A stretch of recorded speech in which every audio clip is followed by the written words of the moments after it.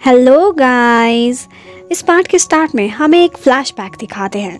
9 महीने पहले अंकल एक दफ़ा बीच के पास से ड्राइव कर रहे होते हैं तो वहीं पर ही उन्हें मियो बेहोश हालत में पड़ी मिलती है और उसके हाथ में एक प्लास्टिक की बोतल भी थी।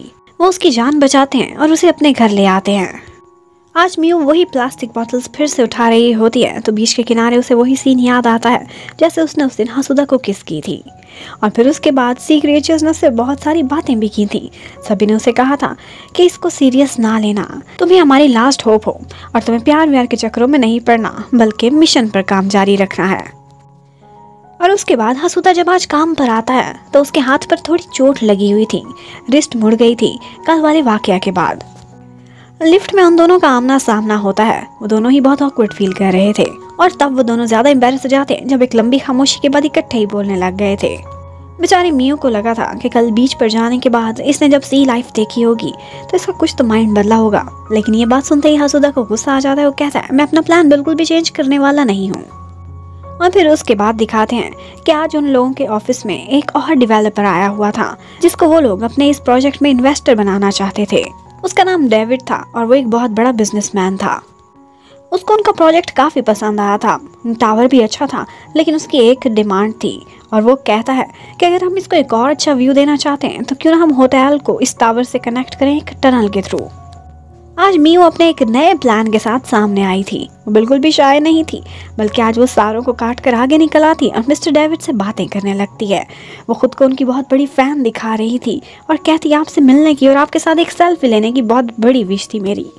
हसुदा बहुत डरा हुआ था कि दोबारा से इनसे बातें करके इन्हें इन्वायरमेंटल डिग्रेडेशन के बारे में ना बताने लग जाए, लेकिन मियो ने भी ठानी हुई थी कि वो मिस्टर डेविड को पटा कर ही रहेगी। वो किसी को कुछ भी नहीं कहने देती बल्कि उनके साथ फोटोज बनाने लगती है। उसने पहली मुलाकात में ऐसी बातें की थी कि मिस्टर डेविड की तो उससे दोस्ती ही हो गई थी। हसुदा को उसकी इस हरकतों की वजह से काफ़ी गुस्सा आया था। अब जब मिस्टर डेविड जा रहे थे तो वो हसुदा को कहते हैं कि अगले हफ्ते मैं तुम्हें इनवाइट करता हूँ हमारी कंपनी में हमारा नया होटल देखने के लिए ज़रूर आना और साथ में उस मियो को भी लेकर आना। वो काफ़ी इंटरेस्टिंग इंसान लगती है। उसके बाद कंतारो आता है हसुदा के पास, उससे कहता है मुझे पता चला है कल तुम फिर बीच पर गए थे, तुम्हारी हिम्मत कैसे हुई? मैं तो आज तक डरा हुआ हूँ, कभी हिम्मत नहीं हुई वहाँ जाने की। और यहीं से हमें पता चलता है कि उसी बीच में उसी सी में उनके साथ कोई ना कोई बुरा हादसा है जिसकी यादें उनके साथ हैं। कंतारो की हमेशा मियो से काफ़ी अच्छी बन जाती थी। आज वो रिसोर्स रूम में जा रही होती है तो वो उसे अपने कार्ड के थ्रू पास भी कराता है और वो चाहती थी उसी ऑब्जर्वेशन टावर की एक ड्राइंग देखना, तो उसकी सारी डिटेल्ड फाइल भी वो उसे पकड़ा देता है। अब जैसे जैसे वो उसके डिटेल्ड सारे प्लान देखती जा रही थी उसे परेशानी हो रही थी कि ऑक्टोपस, ईल, बटरफ्लाई, फिश, बहुत सी क्रिएचर्स इससे इफेक्टेड होने वाली हैं। अभी वो वहीं रैक्स के बीच खड़ी हुई होती है कि इतने में हसुदा भी वहाँ पहुँच जाता है और वो बेचारी प्रेस होकर रह जाती है। हसुदा का जो सेक्रेटरी था वो एक्चुअली उसका एक बहुत अच्छा फ्रेंड भी था। वो दोनों बातें कर रहे होते हैं।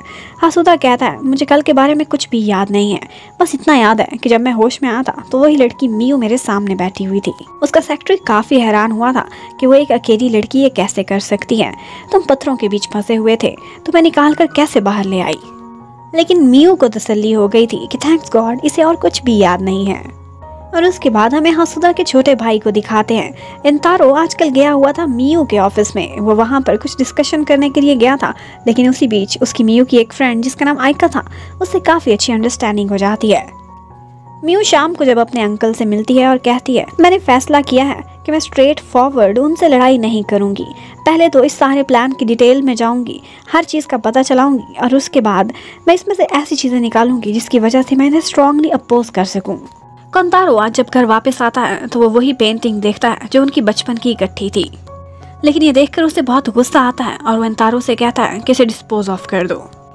अब मियो अगले ही दिन से हर जगह जाती है और उस प्रोजेक्ट की बहुत ज़्यादा डिटेल्स फाइंड करने की कोशिश करती है। एक दफ़ा वो इसी काम पर लगी हुई थी कि मिस्टर हसुदा उसे ढूंढता ढूंढता वहाँ पर आ जाता है और वो हैरान था कि जिस जगह तुम्हारा काम ही नहीं तुम वहाँ क्या कर रही हो।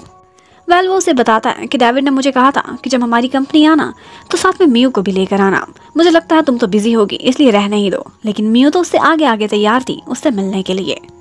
अब वहाँ पहुंचकर हसुदा उससे कहता है कोई भी गड़बड़ करने की कोशिश ना करना वरना मैं तुम्हें मार ही डालूंगा। वहाँ पर मिस्टर डेविड उनको एक पैनोरामिक वाटर टैंक दिखाते हैं जो कि बहुत सुंदर था और उसके इर्द गिर्द बहुत ही प्यारा नज़ारा था बहुत से सी क्रिएचर्स का।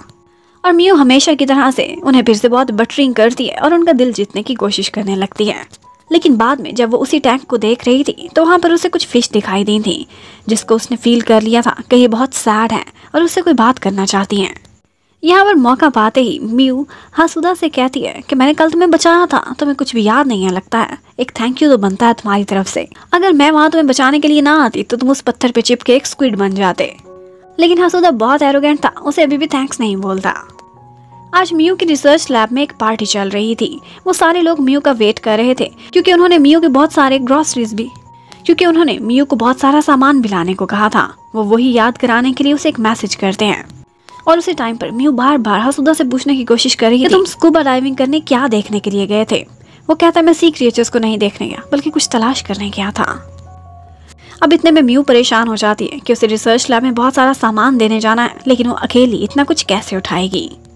तो फिर नेक्स्ट सीन ऐसे दिखाते हैं कि हमारा सीईओ मियो के साथ बहुत सारी ग्रोसरीज उठाए उसी रिसर्च लैब में पहुंचता है। उसका मूड बहुत खराब था, उसे लग रहा था कि जैसे वो बॉस नहीं बल्कि मियो बॉस है। वो जल्दी में वहां से जाने लगता है और जाते जाते वो मियो के अंकल से बहुत कोल्ड तरीके से बिहेव करता है। मियो उसके पीछे पीछे जाती है, लेकिन तब तक हासुदा को रियलाइज हो गया था कि उसने गलत किया है। आज पहली दफा उसने अपनी रूडनेस को साइड पर करके उससे सॉरी की थी मिसबिहेव करने पर। मियो इतनी खुश हो गई थी कि उसे तो अपने कानों पर विश्वास ही नहीं हो रहा था। वहां से जाते जाते हासुदा थोड़ा सा कंफ्यूज नजर आ रहा था। वो कहता है कि मिस्टर डेविड ने अभी तक हमसे कॉन्ट्रैक्ट पर साइन करने की बात की ही नहीं है, कुछ तो मिसिंग है। मुझे फाइंड करना पड़ेगा कि उनके इंटरेस्ट्स क्या हैं, इसके लिए मुझे उनके करीब जाना होगा। और फिर अगले ही दिन दिखाते हैं कि हासुदा मिस्टर डेविड के साथ फिशिंग करने पहुंचा हुआ होता है। वो उनसे एक फ्रेंडली टॉक करना चाहता था ताकि उनके इंटरेस्ट्स जान सके। जबकि उसी टाइम पर कोंतारो आज मियो को अपने साथ लंच पर लेकर जाता है और उससे पूछता है कि इस प्रोजेक्ट की क्या प्रोग्रेस जा रही है और कल की मुलाकात में मिस्टर डेविड ने तुम लोगों को कैसा रिस्पांस दिया। एक्चुअली उनकी हासुदा से बनती नहीं थी, तो इसीलिए वो मियो से अंदर की इन्फॉर्मेशन निकलवाना चाहते थे कि कल की मीटिंग में क्या बना।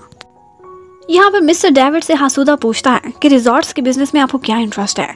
वो बताते हैं कि बचपन में हम बहुत गरीब हुआ करते थे, हमने सिर्फ एक ही छुट्टियां मनाई थी और वो थी एक रिजॉर्ट पर हम पूरी फैमिली गए थे। लेकिन उस वेकेशन के फौरन बाद हमारे मम्मी डैडी ने डिवोर्स ले ली और उसके बाद हम सारे बहन भाई बिखर के रह गए। तभी मैंने फैसला किया था कि मैं खुद रिक्रिएशन का सामान पैदा करूंगा, रिजॉर्ट्स बनाया करूंगा। वो हासुदा से भी पूछता है कि ये बीच, ये ओशन तुम्हारे लिए क्या इंपॉर्टेंस रखता है। लेकिन इससे पहले कि हासुदा कोई भी जवाब देता, उनसे एक फिश पकड़ी जाने लगती है। लेकिन यहीं पर ही उसने एक बात नोटिस की थी, डेविड ने बहुत मजे से पानी में एक प्लास्टिक बॉटल उछाल दी थी, यानी कि उसे सी क्रिएचर्स या फिश से कोई भी लगाव नहीं है, वरना वो ऐसी हरकत ना करता। अब अगले दिन हासुदा को उसके डैड अपने साथ एक जगह डिनर पर लेकर जाते हैं। बहुत सी ऑफिस की बातें करने के बाद उसे एक लेटर दिखाते हैं। एक्चुअली डेविड रिजाइन करने वाला था, वो अपनी रिटायरमेंट लेने वाला था।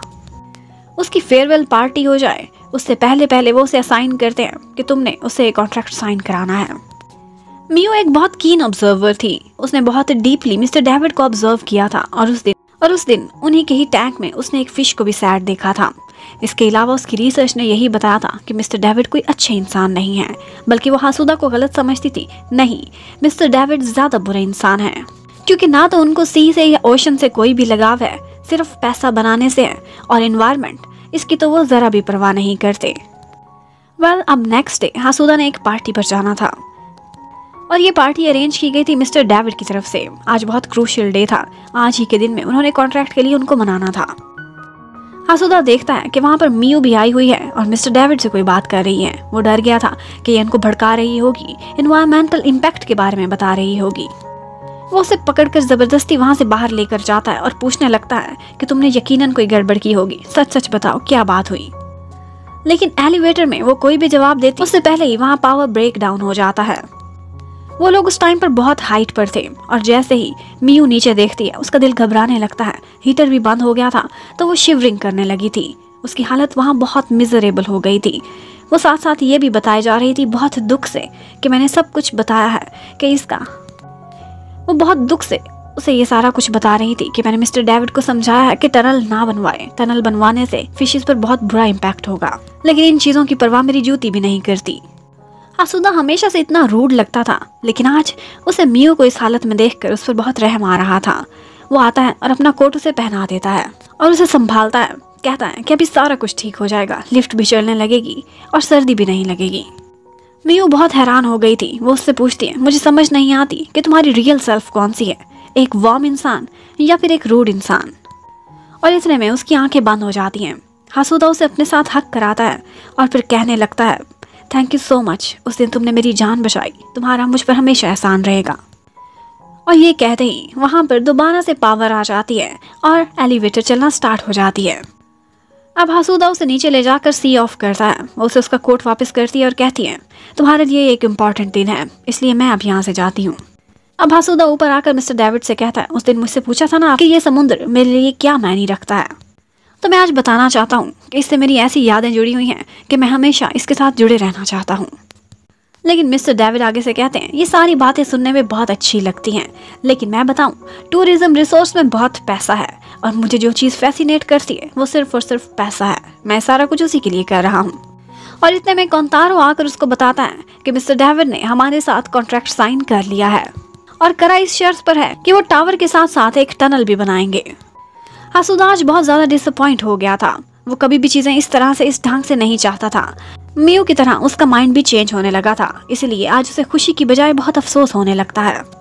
और उधर हमें दिखाते हैं कि मियू के ऑफिस में कोई उसकी प्रोफाइल चेक कर रहा था, लेकिन उसमें उसके एजुकेशन या कोई भी पर्सनल डाटा वहाँ पर फीड ही नहीं था। वो सिर्फ और सिर्फ अपने अंकल के कनेक्शंस की वजह से वहाँ पर जॉब कर रही थी। अब घर वापस जाकर मियू अपनी फेवरेट ईल के पास बैठी हुई होती है। वो ईल फिश उससे कहती है कि तुम्हारे चेहरे पर आज साफ लिखा हुआ है कि तुम किसी इंपॉर्टेंट से मिलकर आई हो, किसी ने तो तुम्हारा दिल छुआ है। सच बताऊं तो ये वो फेस है, लगता है कि तुम्हें प्यार हो गया है। जबकि उधर हासुदा आज ड्रिंक कर रहा होता है जब उसका भाई कोंतारो उसके पास आता है, लेकिन वो उससे कोई बात भी नहीं करना चाहता था। और नेक्स्ट डे मियो को मिलता है अनिशी, जो उसको एक वीडियो दिखाता है और कहता है कि देखो, उस दिन तुमने किसी की जान बचाई थी, कितना रोमांटिक सीन है, तो मुझे परमिशन दो और ये वीडियो मैं अपलोड करना चाहता हूँ। अब क्या वो ये वीडियो अपलोड कर देगा, ये देखने के लिए stay connected. Thank you for watching, bye bye.